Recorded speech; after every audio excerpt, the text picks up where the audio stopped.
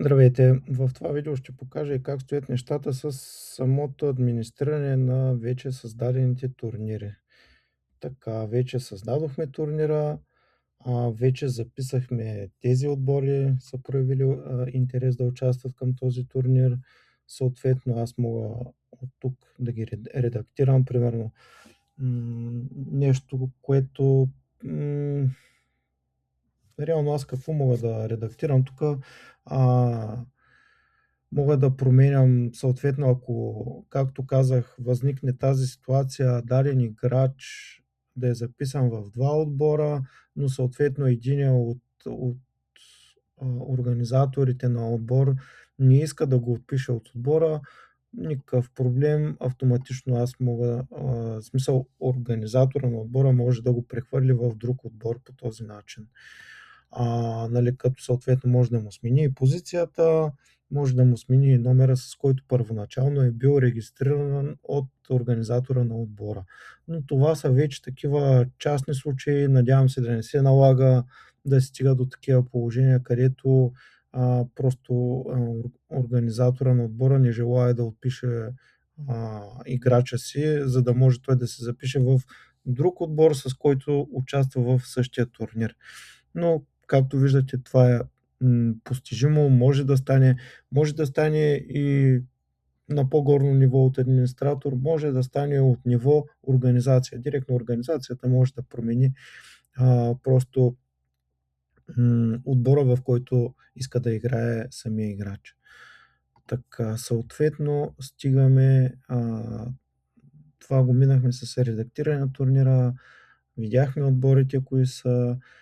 Мачовете съответно още няма стартирани мачове, вече има добавени отбори и щом има добавени отбори, автоматично излиза този бутон "Стартирай турнир". Щом веднъж е стартиран този турнир, той затова трябва организатора на организацията да бъде много внимателен, когато стартира този турнир, понеже автоматично на база настройките, които тя е въвела за самия турнир, те ще се реализират тук чрез натискане на този бутон.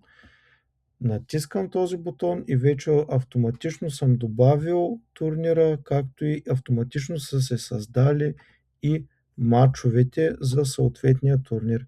Ето виждаме, щом автоматично стартира турнира, автоматично и вече трансферния прозорец приключва и вече щом е оцветен по този начин самия турнир, това означава, че той вече е стартиран.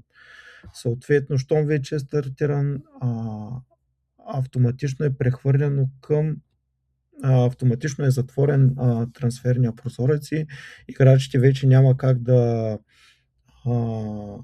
се записват към този турнир, да добавят играчи към този турнир. Това, което е записано като играчи, като отбори, това е, докато вече не настъпи нов трансферен прозорец, който, както казах, трансферният прозорец може да се редактира от тук. Съответно, ако свети в зелено, да, съответно е трансферен прозорец, съответно играчите имат право да си променят техните състави. Така, вече кликам на "Виж мачовете". Съответно, да, тук са два отбора, както казахме, аз ги записах в два рунда, съответно това е първия рунд домакин-гост, домакин-гост, това е втория рунд домакин-гост, домакин-гост. Съответно и тук вече аз мога да редактирам и самите дати. Давам "Редактирай", това са двата мача, това ще е чак когато вече е приключил мача, съответно тези полета ще излизат и в самите делегати. Ако има видеолинк към самия мач, той може да се постави тук. Възлагаме кой ще бъде делегата на този мач, възлагаме кой ще бъде рефера на този мач, казваме на коя дата и от колко часа ще бъде този мач. Това е просто примерно за тежко въвеждам. Това са първоначалните данни, които още при самото създаване на турнира сме въвели, за кой регион ще е турнира, на кое място ще се играе турнира. Оставил съм ги отворени, понеже може да има някакъв вариант, в който последствие ще се промени мястото, на където се провежда самия турнир. И затова по този начин съм го въвел. И другата гледна точка е, евентуално ако е национален шампионат, то тогава този национален шампионат се определя на база всеки път различен регион, различно място, различно поле. Съответно тук съм на Тринити и на Тринити е винаги смисъл има едно поле за игра. Но примерно ако дам на Спартак, автоматично на Спартак ще излязат две полета, защото на игрищата на Спартак, както знаем, те са две игрища съответно и организацията определя за самия матч на кой точно терен ще се изиграе този матч, за който в момента, да кажем примерния, който в момента правя.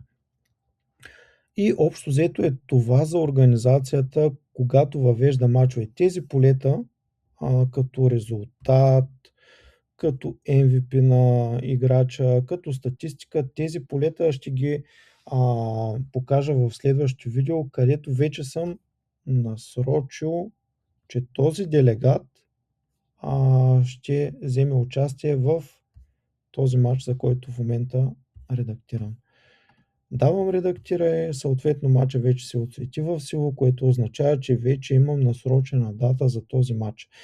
Другото, което е, ако случайно при въведена дата двата отбора решат да отложат този матч, никакъв проблем, просто давам това поле да е на да.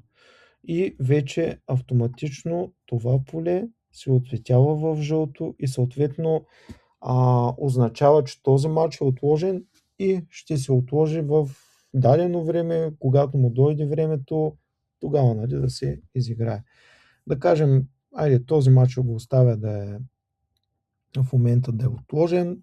Ще редактирам този матч с този, както знаете, от предните видеа имам само един делегат, имам само един съдия и един човек от преса.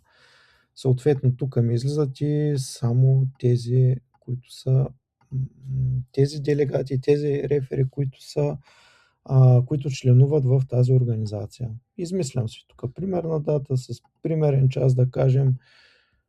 Тези полета си ги оставям непроменени. Тези полета непроменени, както казах, те са по-скоро за делегатите да си въвеждат тази статистика, не е за самата организация. Организацията, евентуално, ако види някакви проблеми с статистики, MVP, нещо, ако е объркано от делегата, от тук по всякакъв начин може да го отстрани като проблем. Редактирай и ето виждаме, че тези полета светват в сиво и в жълто. Така, това е за записването на мачове. Сега в следващото видео ще се върна отново към делегата, където делегата води своята статистика.